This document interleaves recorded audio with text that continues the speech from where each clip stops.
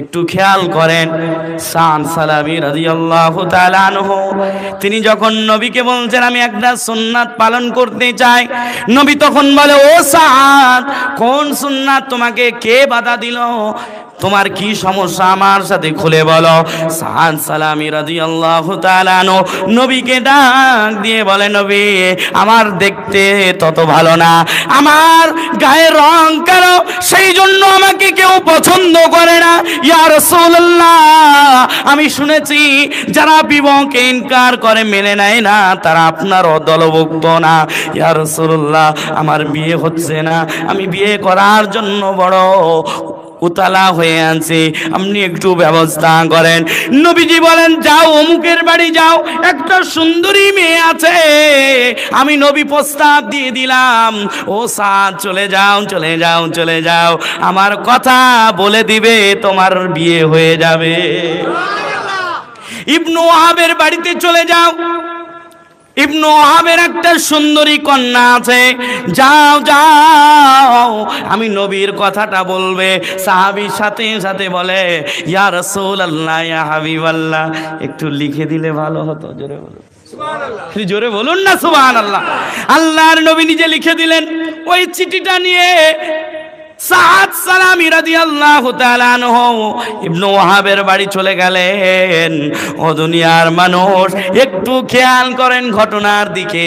আল্লাহর নবী কেমন সবাইকে নিয়ে চলাচল করতেন, বিয়ে কেমন সহজ করে দিতেন, একটু দেখেন।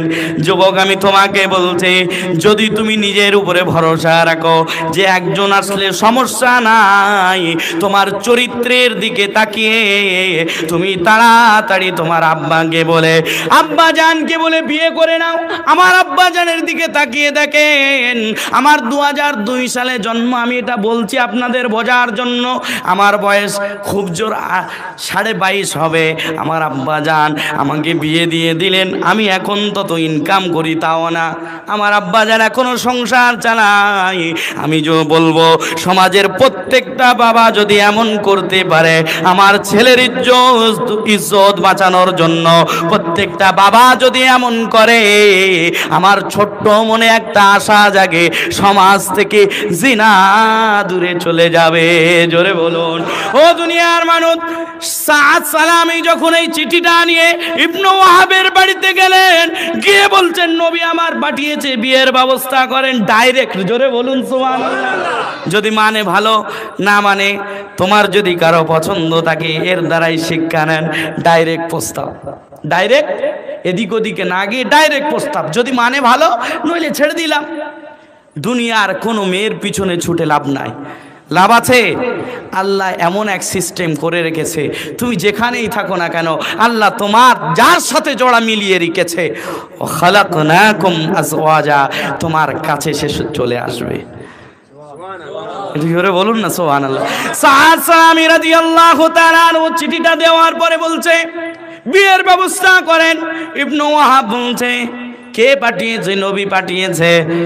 তখন ইবনু ওয়াহাব বলছে, আমার তো মনে চাই রসুলের কথাটা মেনে নিতে, তবে তোমার যে অবস্থা, টাকাও নাই, দেখতেও ভালো না, আমার মেয়ে সুন্দরী, কিভাবে মনে করি এই কথাগুলো ওই মহিলা, সুন্দরী মহিলা দরওয়াজার আর দিয়ে শুনছিলেন। জোরে বলুন সুবহানাল্লাহ। যখন এমন কথা বলল, তুমি দাঁড়াও, আমার বেটির থেকে অনুমতি নেই, জোরে বলা যাবে না সুবহানাল্লাহ। এখানে একটা কথা বলি শোনেন, অনেক বাবা আছে যে আমার কথা অনুযায়ী যদি বিয়ে না করো আমার স্টক হয়ে যাবে, আমি অমুক করব, তাই করব, আমার কথা জানি তোমার বিয়ে করতে হবে। আচ্ছা না, বলে না, বলে না, জোর করে বিয়ে দেয়। এটা রসুলের আদর্শ না। আমি আপনাদেরকে অনুরোধ করব, মেয়ের কাছে প্রস্তাব রাখেন, মা অমুক জায়গা থেকে অমুকের ছেলে প্রস্তাব দিয়েছে, তুমি কি রাজি? সুন্দর ভাষায় বলো, ভালোবাসা দিয়ে বলো, ওই মেয়ে মানতে বাধ্য। জোরে বলুন, একটু জোরে বলুন না সুবহানাল্লাহ। ইবনু ওয়াহাব মেয়ের কাছে গেলেন, ও মা, এই ব্যাপার। বাবা যখন মেয়ের কাছে কিছু বলে, মেয়ে তখন যদি দিনদারি মেয়ে হয়, ওই মেয়ে কখনো বাপের সামনে কথা বলবে না। জোরে বলুন। কান্না করছে সুন্দরী মহিলা, নিজের আব্বা জানের কথা শুনে কান্না করছে। বাবা মনে করছে হয়তো আমার মেয়ে রাজি না, এই জন্য কান্না করছে। যখন দুই একবার এমন মনে করে যাবে, চলে যাবে এমন অবস্থায়, তখন মেয়ে ডাক দিয়ে বলে, আব্বা জান, নবী যে ছেলেকে পছন্দ করেছে আমি আপনার মেয়ে হিসেবে বলে দিলাম আমি বিয়েতে বসতে রাজি। জোরে বলো। ও দুনিয়ার মানুষ, এই সুসংবাদ নিয়ে নবীর কাছে আসলেন। আল্লাহর নবী বলে, ও সাদ সালামি, তোমার তো বিয়ে ঠিক হয়ে গেছে, তোমার মহারানার জন্য কি আছে নিয়ে আসো। তখন সাদ সালামি বলছে, রাসূল আপনি বিয়ের ব্যবস্থা করে দিয়েছেন, আপনি যদি টাকার ব্যাপারে আমার কাছে বলেন, মহারানার কথা বলেন, আমার বিয়ে হবে না, কারণ আমার কাছে টাকা নাই। ঠিক না?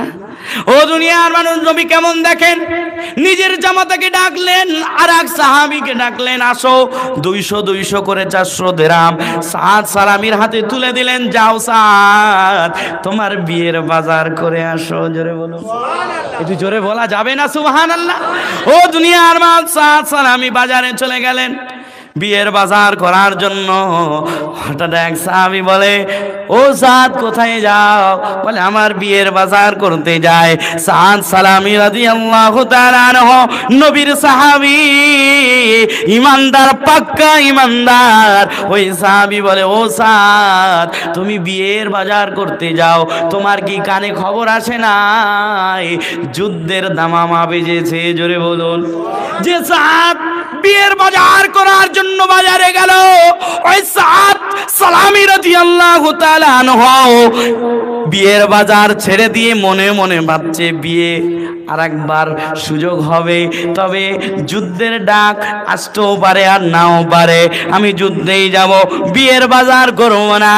আমি সাদ যুদ্ধের বাজার করব, জান্নাতের বাজার করব। জোরে বলুন।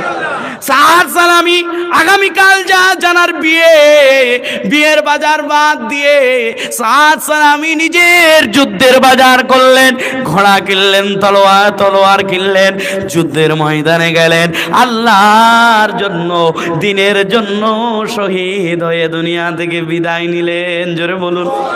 আল্লাহর নবীর কাছে খবর গেল, ইয়া রাসূলুল্লাহ, ইয়া হাবিবাল্লাহ, হুজুর সাদ তো দুনিয়া থেকে চলে গেছে।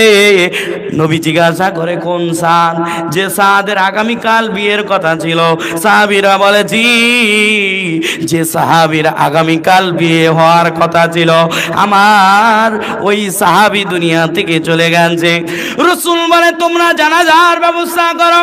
ও দুনিয়ার মানুষ, যখন সাদ সালামির শহীদ যে অবস্থায় হয়েছেন, জমিনে পড়ে আছেন, নবী গিয়ে দেখছেন মস্তিষ্ক এদিক ওদিক পড়ে আছে, হাত একদিকে, পা একদিকে।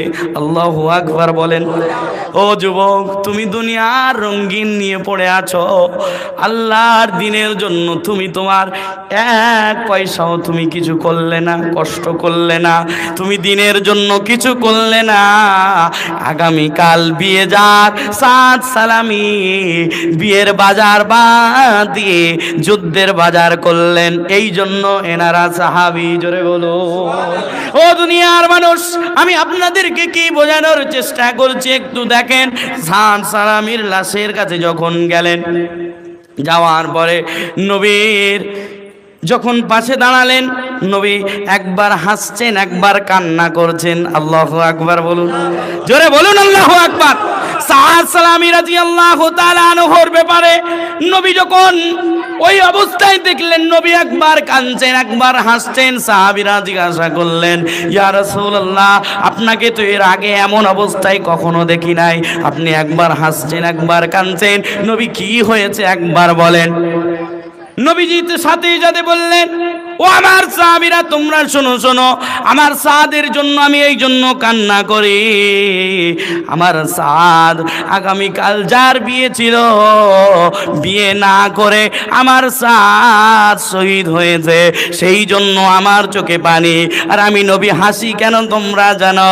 আমার সাদ বিয়ে না করে কোন দুনিয়ার নারীকে ছেড়ে দিয়ে যুদ্ধের ময়দানে গিয়ে শহীদ হয়েছে আল্লাহর জন্য। জান্নাতের হুরেরা আমার সাদকে জান্নাতে নিয়ে যাওয়ার জন্য টানাটানি করছে।